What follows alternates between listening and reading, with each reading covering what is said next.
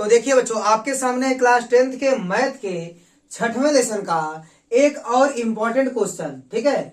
इस क्वेश्चन में देखिए बच्चों क्या लिखा गया है। सिद्ध कीजिए कि एक त्रिभुज की दो भुजाओं के मध्य बिंदुओं को मिलाने वाली रेखा तीसरी भुजा के समांतर होती है। चलिए इसको हल करते हैं। पहले आप इसमें एक त्रिभुज बनाएंगे। क्या करना होगा आपको? एक त्रिभुज बनाना होगा, ठीक है।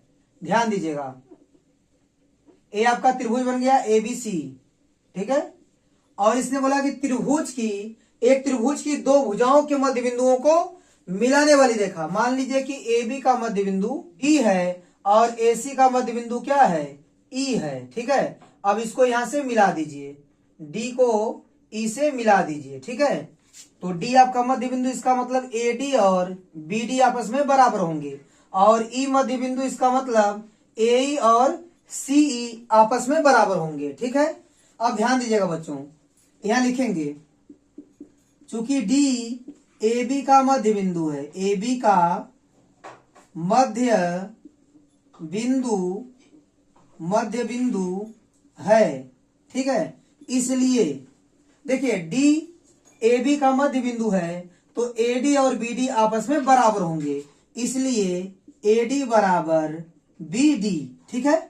और BD के बगल में तो इंटू 1 छिपा रहता है, ठीक है, क्योंकि एक से गुणा करने पर कोई असर नहीं पड़ता है। तो A हो गया आपका AD और गुणांक BD बटे में आ जाएगा, तो इस साइड क्या बचेगा? 1 बचेगा, ठीक है।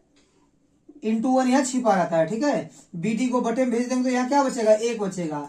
ए हो गया आपका समीकरण नंबर 1। इसके बाद लिखेंगे तथा E AC का मध्य बिंदु है, तथा E AC का मध्य बिंदु है, मध्य बिंदु है, ठीक है। E आपका AC का मध्य बिंदु है, इसलिए AE और CE आपस में बराबर होगा। लिख देंगे इसलिए AE बराबर CE, यहां भी इंटू 1 छिपा है तो गुणांक आपका बटे में आएगा, तो AE बटे CE बराबर बचेगा 1, ठीक है। ये हो गया आपका समीकरण नंबर 2। यहां लिखेंगे समीकरण 1 और समीकरण 2 से। देखिए समीकरण 1 और समीकरण 2, इन दोनों में बच्चों आपका दायां पक्ष बराबर है। क्या है? दायां पक्ष आपस में बराबर है, तो बायां पक्ष आपस में अवश्य बराबर होगा। इसलिए आप लिख सकते हैं AD upon BD is equal to AE upon CE, ठीक है। मतलब यह दोनों आपस में क्या हो जाएंगे? बराबर, क्योंकि इन दोनों का मान 1 के बराबर है।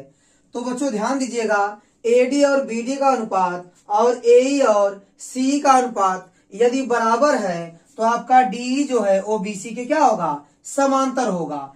क्योंकि आप थेल्स प्रमेय में क्या पढ़े हैं? अगर DE BC के समांतर है तो शेष दो भुजाओं का अनुपात क्या होता है? बराबर होता है। यह उसका उल्टा है, अनुपात बराबर है तो आप कह सकते हैं कि DE BC के समांतर होगा। तो आप लिख सकते हैं यहां पर, इसलिए थेल्स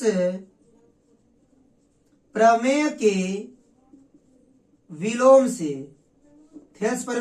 से आप क्या लिख सकते हैं कि DE है वो आपका BC के समांतर होगा, DE समांतर BC, ठीक है। तो बच्चों आपको ये प्रूफ भी करना था कि दोनों भुजाओं के मध्य बिंदु को मिलाने वाली रेखा यानी DE तीसरी भुजा यानी BC के समांतर होगी। तो DE BC के समांतर प्रूफ हो गया, यहां लिख देंगे प्रूफ्ड, ठीक है। तो इस प्रकार आपका यह क्वेश्चन कंप्लीट हो गया। तो बच्चों उम्मीद करता हूं कि क्वेश्चन आपको अच्छे से समझ में आया होगा।